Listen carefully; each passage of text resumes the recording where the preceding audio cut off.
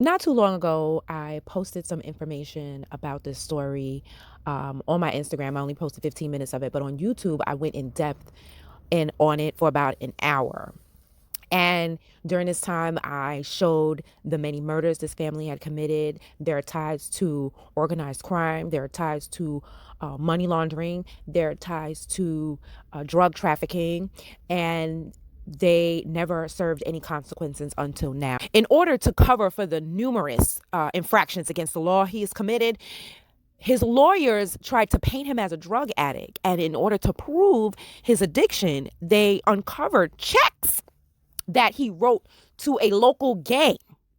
And I correlated the fact that the district attorney was paying the local gang to commit murders among their own people, to sell drugs among their own people. And then when he got tired of them, he locked them all up and put them in jail.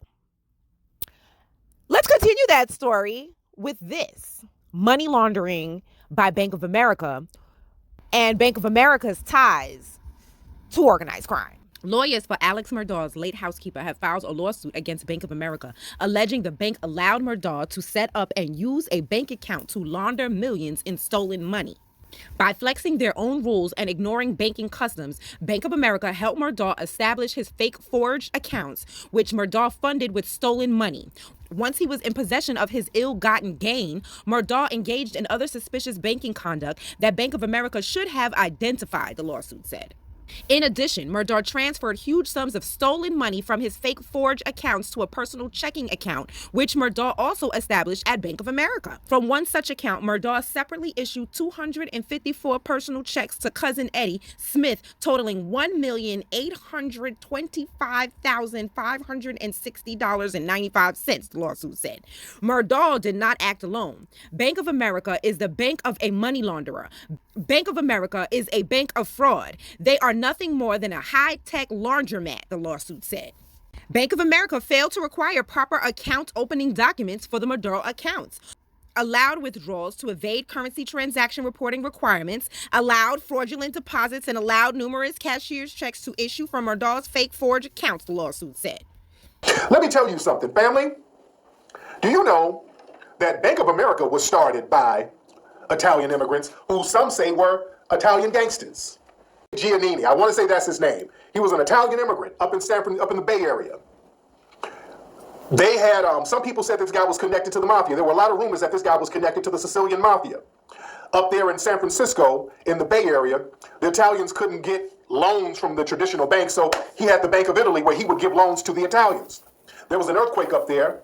He had all the money stashed somewhere so that the money, the vaults didn't get affected. So this guy was able to help rebuild San Francisco with some of that money from the Italians that he was getting from the Italian bank. He linked up with another banker here in Los Angeles. They formed Bank of America.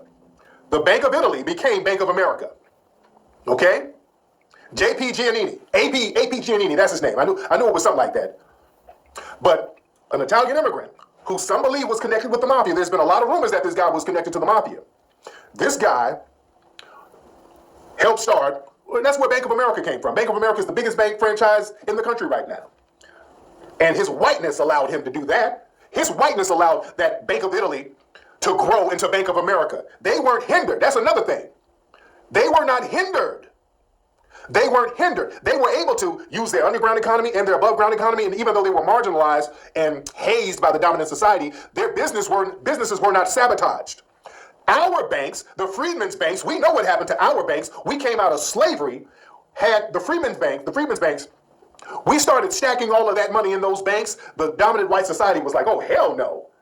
These niggas are coming out of slavery and they're stacking money like that. So basically, they just took black people's money. White business owners, with the help of the government, they just fleeced the Freedmen's Bank. They just took the black folks' money. That's why black folks are real funny style about putting their money out. We start putting our money in mattresses and all that old stuff. They just took our money out the Freedmen's Bank and said, hey, man, shit happens.